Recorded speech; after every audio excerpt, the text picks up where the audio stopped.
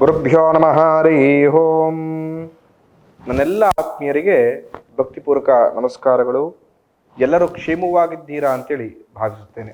2025 ವಿಶ್ವಾವಸುನಾಮ ಸಂವತ್ಸರ ವೃಷಭ ರಾಶಿಯವರಿಗೆ ಎಲ್ಲ ರೀತಿಯ ಶುಭವನ್ನ, ಅದೃಷ್ಟವನ್ನ, ಪ್ರಮುಖವಾಗಿ ಲಕ್ಷ್ಮಿ ಅನುಗ್ರಹವನ್ನ ಮಾಡಿಕೊಟ್ಟಿತ್ತು. 2026ಕ್ಕೆ ಬಂದಿದ್ದೇವೆ. ಸಂವತ್ಸರ ಬದಲಾವಣೆ ಆಗುತ್ತೆ. ವಿಶ್ವಾವಸುನಾಮ ಸಂವತ್ಸರ ಬದಲಾವಣೆಯಾಗಿ ಪ್ರಭಾವನಾಮ ಸಂವತ್ಸರ ಬರುತ್ತೆ. ಈ ಪ್ರಭಾವನಾಮ ಸಂವತ್ಸರ ವೃಷಭ ರಾಶಿಯವರಿಗೆ ಲಾಭವನ್ನ, ಅಭಿವೃದ್ಧಿಯನ್ನ ತಂದುಕೊಡುತ್ತಾ ಅಂತ ತುಂಬಾ ಜನಕ್ಕೆ ಒಂದು ಕುತೂಹಲ ಇದೆ. ಕೆಲವರಿಗೆ ತುಂಬಾ ಡೌಟ್ ಇದೆ. ಖಂಡಿತ ಜೂನ್ವರೆಗೂ ಮುಟ್ಟಿದೆಲ್ಲವೂ ಕೂಡ ಚಿನ್ನವೇ. ವೃಷಭ ರಾಶಿಯವರಿಗೆ ಉತ್ತಮ ಲಾಭವನ್ನ, ಅನುಗ್ರಹವನ್ನ, ಪ್ರಮುಖ ಈ 3-4 ತಿಂಗಳು ತುಂಬಾ ಚೆನ್ನಾಗಿ ನೀವು ಪಡೆದುಕೊಳ್ತೀರಿ. ತದನಂತರವೇ ಚಾಲೆಂಜಿಂಗ್, ಸಂಕಷ್ಟ, ಕಷ್ಟಗಳ ದಿನಗಳು ನಿಮಗೆ ಪ್ರಾರಂಭ ಆಗುತ್ತೆ ಅಂತ. ಇನ್ನು ಈ ವರ್ಷದ ಆದಾಯವನ್ನ, ವ್ಯವನ್ನ, ಸುಖ ದುಃಖವನ್ನ, ಲಾಭ ನಷ್ಟವನ್ನ ನೋಡೋದಾಗಿದ್ರೆ ವೃಷಭ ರಾಶಿಯವರಿಗೆ ಈ ವರ್ಷ ಇರತಕ್ಕಂಥ ಆದಾಯ 5. ಸುಮ್ಮನೆ ಒಂದು 5 ರೂಪಾಯಿಯಷ್ಟು ಆದಾಯವನ್ನ ಈ ವರ್ಷ ನೀವು ಗಳಿಸ್ತೀರಾ ಅಂತ ಅನ್ಕೊಳ್ಳಿ. ಇನ್ನು ಖರ್ಚಾಗತಕ್ಕಂಥದ್ದು 14 ರೂಪಾಯಿಗಳು, ಅಂದ್ರೆ 14 ಅಂತ. ಲಾಭ ಎಲ್ಲಿ, ನಷ್ಟವೆಲ್ಲಿ? 1 to double ಅಲ್ಲ, 1 to triple ಆಗತಕ್ಕಂತಹ ಸನ್ನಿವೇಶಗಳಿದೆ. ಎಚ್ಚರಿಕೆ ಹೆಜ್ಜೇಡಿ. ಸ್ಟಾರ್ಟಿಂಗ್ ಒಂದು 3-4 ತಿಂಗಳು ಏನು ದುಡಿತಿರೋ ಆ ಸೇವಿಂಗ್ಸ್ ತುಂಬಾ ಚೆನ್ನಾಗಿ ಮಾಡ್ಕೊಳ್ಳಿ. ಆ ಮಾಡತಕ್ಕಂಥ ಸೇವಿಂಗ್ಸೇ ಸಂಪೂರ್ಣ ವರ್ಷ ನಿಭಾಯಿಸ್ಕೊಳ್ತಕ್ಕಂಥದ್ದು ಮಾಡಿ ಖಂಡಿತ ಅವಾಗ ಆರಾಮ್ಸೆ ಆಗಿರ್ತೀರಾ. ಇಲ್ಲದಿದ್ದರೆ ಸಂಕಷ್ಟದಲ್ಲಿ ಸಿಗಾಕೊಳ್ಬೇಕಾಗತ್ತೆ, ಜಾಗ್ರತೆ. ಇನ್ನು ಆರೋಗ್ಯ ಹೇಗಿದೆ, ಅನಾರೋಗ್ಯ ಹೇಗಿದೆ ಅಂತ ಹೇಳಿದ್ರೆ ಆರೋಗ್ಯ 4, ಅನಾರೋಗ್ಯ 5. ಆರೋಗ್ಯಕ್ಕಿಂತ ಈ ವರ್ಷ 1 ಪಟ್ಟು ಅನಾರೋಗ್ಯ ನಿಮ್ಮನ್ನ ಬಾಧಿಸತಕ್ಕಂಥದ್ದು. ಆರೋಗ್ಯದ ಮೇಲೂ ಕೂಡ ವೃಷಭ ರಾಶಿಯವರು ಗಮನ ಹರಿಸಿ. ಇನ್ನು ಸುಖ ದುಃಖ ಹೇಗಿದೆ ಅಂದ್ರೆ 50-50%. 6 ಸುಖವನ್ನ, 3 ದುಃಖವನ್ನ ನೋಡ್ತೀರಾ. ಹಾಗಾಗಿ ಅದನ್ನ ಬ್ಯಾಲೆನ್ಸಬಲ್ ಆಗ್ಬಿಡತ್ತೆ. ಅದರ ಆದಾಯ ಇಂದಿನ ವರ್ಷ ನಿಮ್ಗೆ ಆ ಥರ ಇರಲಿಲ್ಲ, ಒಳ್ಳೆ ಆದಾಯವನ್ನ ನೋಡಿದ್ರಿ. ಆದರೆ ಈ ವರ್ಷ ಸಂಕಷ್ಟವನ್ನು ನೋಡ್ತಾ ಇದ್ದೀರಾ. ಪ್ರಮುಖವಾಗಿ ವೃಷಭ ರಾಶಿಗೆ ಗುರುಬಲವಿದೆ. ನಿಮ್ಮ ಸ್ಥಾನದ 2ನೇ ಸ್ಥಾನದಲ್ಲಿ ಗುರು ಇರತಕ್ಕಂಥದ್ದು ಗೋಚಾರದಲ್ಲಿ. ಎಲ್ಲ ರೀತಿ ಶುಭವನ್ನ, ಅಭಿವೃದ್ಧಿಯನ್ನ ಗುರು ತಂದು ಕೊಡ್ತಾನೆ. ತುಂಬಾ ಜನಕ್ಕೆ ಯಾರಿಗೆ ಮದುವೆ ಸೆಟ್ ಆಗ್ತಾ ಇಲ್ಲ ಅಂತ ಅನ್ಕೊಳ್ತಾ ಇದ್ದೀರೋ, ಖಂಡಿತ 2-3 ತಿಂಗಳಲ್ಲಿ ಮದುವೆ ಸೆಟ್ ಆಗತಕ್ಕಂಥ ಚಾನ್ಸಸ್ಗಳಿರುತ್ತೆ.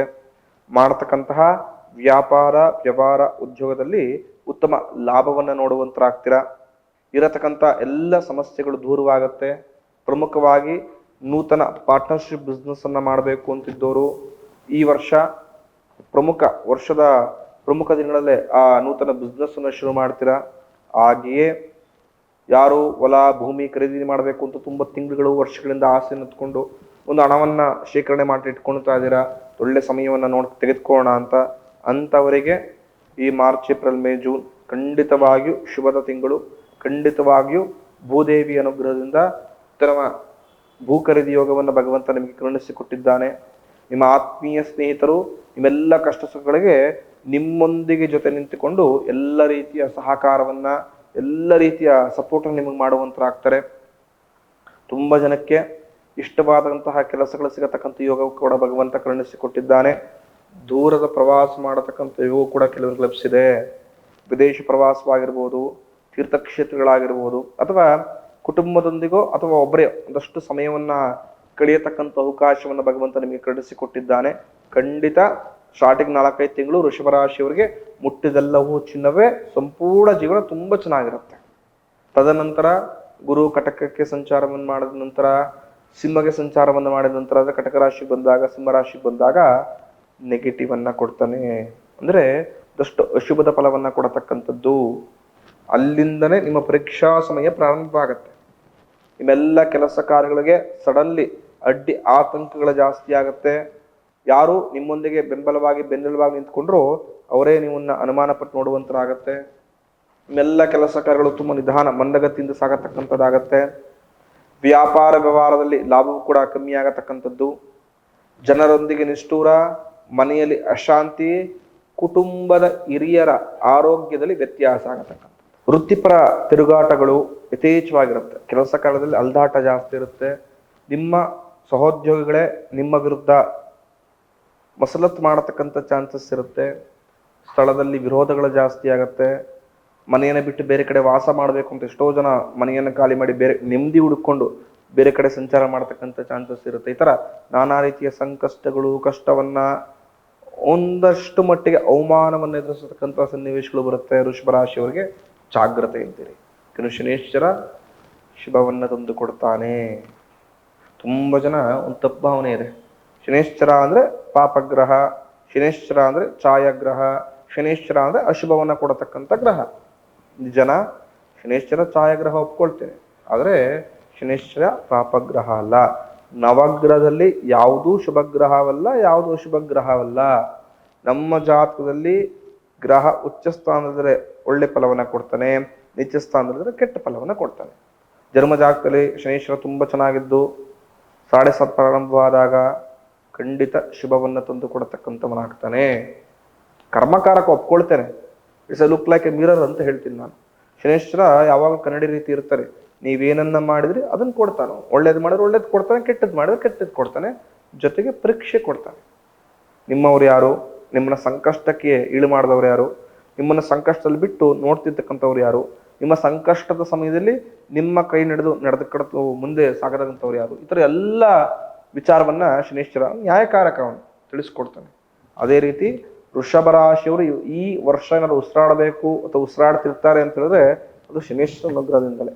ಗುರುಗಿಂತ ಶನೇಶ್ವರ ಈ ವರ್ಷ ಸ್ವಲ್ಪ ಅನುಗ್ರಹ ಜಾಸ್ತಿ ಇರುತ್ತೆ. ನಿಮ್ಮೆಲ್ಲ ವ್ಯಾಜ್ಯಗಳು ದೂರವಾಗುತ್ತೆ. ಕೋರ್ಟು ಕಚೇರಿ ವಿಚಾರಗಳಲ್ಲಿ ಜಯತ್ವ ಪ್ರಾಪ್ತವಾಗತಕ್ಕಂಥದ್ದು. ಪ್ರಮುಖವಾಗಿ ಆಯಿಲ್ ಬಿಸ್ನೆಸ್ ಅನ್ನ ಯಾರು ಮಾಡ್ತಾ ಇದ್ರೆ, ಕಬ್ಬಿಣದ ಬಿಸ್ನೆಸ್ ಅನ್ನ ಯಾರು ಮಾಡ್ತಾ ಇದ್ರೆ ಶುಭದಾಯಕ ಲಾಭವನ್ನ ನೋಡ್ತೀರಾ. ಯಾರಾದರೂ ಕಬ್ಬಿಣ ಸಿಮೆಂಟ್ ವ್ಯವಹಾರವನ್ನ ಪ್ರಾರಂಭಿಸಬೇಕು ಅಂತಿದ್ದವರು ಕೂಡ ಪ್ರಾರಂಭಿಸಿ ಒಳ್ಳೆ ಲಾಭವನ್ನ ನೋಡ್ತೀರಾ. ರಾಜಕೀಯ ಕ್ಷೇತ್ರದಲ್ಲಿದ್ದವರಿಗೆ ಈ ವರ್ಷ ಶುಭದ ವರ್ಷ. ಉತ್ತಮ ಕೀರ್ತಿಯನ್ನ ಅಂದ್ರೆ ಉತ್ತಮ ಹೆಸರನ್ನ ಸಂಪಾದನೆ ಮಾಡ್ತೀರಾ. ಪ್ರಮುಖವಾಗಿ ನಮ್ಮ ರಾಜ್ಯ ಕರ್ನಾಟಕದಲ್ಲಿರತಕ್ಕಂತಹ ವೃಷಭ ರಾಶಿಯಲ್ಲಿರತಕ್ಕಂಥ ರಾಜಕಾರಣಿಗಳಿಗೆ ಜಾಕ್ಪಾಟ್ ಶನೇಶ್ವರ ಅನುಗ್ರಹದಿಂದ ಈ ವರ್ಷ ನಿಮ್ಮ ರಾಜಕೀಯ ಕ್ಷೇತ್ರದಲ್ಲಿ ಒಳ್ಳೆ ಗುರುತಿಸುವಿಕೆ ನಿಮ್ಮಿಂದ ಆಗತ್ತೆ. ಒಳ್ಳೆ ಹೆಸರನ್ನ ಸಂಪಾದನೆ ಮಾಡ್ತೀರಾ. ಉತ್ತಮ ಸ್ಥಾನಮಾನ ಕೂಡ ಲಭಿಸುತ್ತೆ. ನೋಡಿ, ವೃಷಭ ರಾಶಿಯಲ್ಲಿ ಯಾರಿದ್ದೀರಾ ರಾಜಕಾರಣಿಗಳಿಗೆ ಖಂಡಿತ ಜಾಕ್ಪಾಟ್ ಕಾದಿದೆ. ಪ್ರಮುಖ ಸರ್ಕಾರಿ ಕೆಲಸ ಕಾರ್ಯಗಳು ಕೂಡ ಸ್ವಲ್ಪ ಸುಲಲಿತವಾಗಿ ಆಗತ್ತೆ. ಅದರ ಕೋರ್ಟು ಕಚೇರಿ ತುಂಬಾ ವರ್ಷಗಳಿಂದ ಅಳೆದಾಡ್ತಾ ಇದ್ರೆ ನಿಮ್ದೇ ತಪ್ಪೇ ಮಾಡೋದಿಲ್ಲ ಅಂತ ವ್ಯಾಜ್ಯಗಳಲ್ಲಿ ಸಿಗಾಕೊಂಡ್ಬಿಟ್ಟು ಸ್ಟೇಷನ್ ಕೋರ್ಟು ಅಂತ ಅರಿತಾ ಇದ್ರೆ ಎಲ್ಲ ವ್ಯಾಜ್ಯಗಳಿಂದ ವಿಮುಕ್ತಿ ಸಿಗುತ್ತೆ. ಉತ್ತಮ ಜಯತ್ವ ಪ್ರಾಪ್ತವಾಗತ್ತೆ. ಮನಸ್ಸಲ್ಲಿರತಕ್ಕಂತಹ ಎಲ್ಲ ಗೊಂದಲಗಳು ಹಾಗೂ ತೆರೆ ಮೇಲಿರತಕ್ಕಂತಹ ಇದಷ್ಟು ನಿಷ್ಠುರಗಳು ಎಲ್ಲವೂ ದೂರವಾಗುತ್ತೆ. ಮನೆಯಲ್ಲಿ ಹಾಗೂ ಯಾರೊಂದಿಗೆ ವಿರೋಧವನ್ನ ಕಟ್ಕೊಂಡಿರ್ತೀರೋ ಅಂಥವರೊಂದಿಗೆ ಉತ್ತಮ ಬಾಂಧವ್ಯ ಹಾಗೂ ಪ್ರೀತಿ ವಿಶ್ವಾಸ ವೃದ್ಧಿ ಆಗತಕ್ಕಂಥದ್ದು.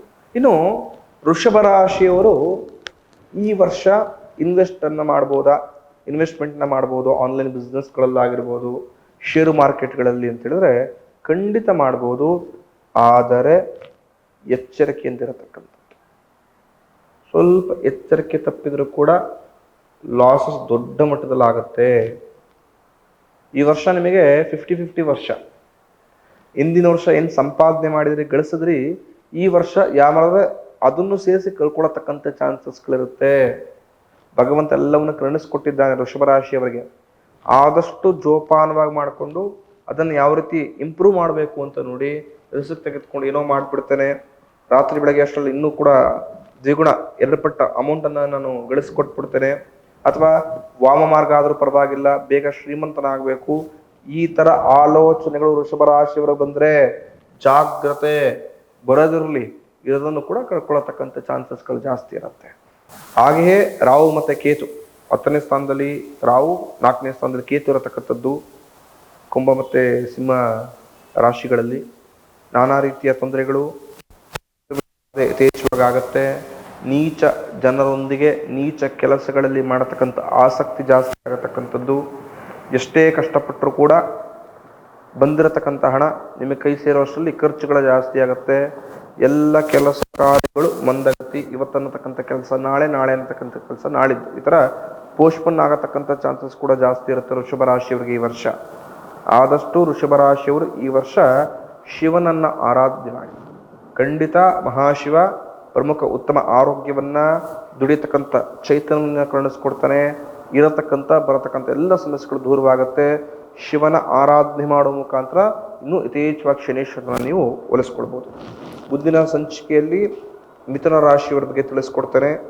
ಮಿಥುನ ರಾಶಿಯವರು 2025 ಸಾಕಾಗ್ಬಿಟ್ಟಿರುತ್ತೆ.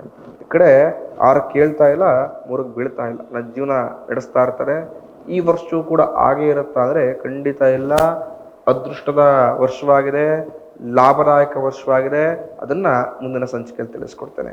ಭವಿಷ್ಯ ದರ್ಶನ ಯೂಟ್ಯೂಬ್ ಚಾನಲ್ನ ನೋಡ್ತಾ ಇರ್ತಕ್ಕಂಥ ಪ್ರತಿಯೊಬ್ಬ ಆತ್ಮೀಯರಿಗೂ ಕೂಡ ಆ ಭಗವಂತ ಒಳ್ಳೆ ಆರೋಗ್ಯವನ್ನು ಕೊಡಲಿ, ಯಥೇಚ್ಛವಾಗಿ ದುಡಿತಕ್ಕಂಥ ಚೈತನ್ಯವನ್ನು ಕೊಟ್ಟು ಕಾಪಾಡಲಿ ಅಂತ ಹಾರೈಸ್ತೇನೆ. ಶುಭಮಸ್ತು.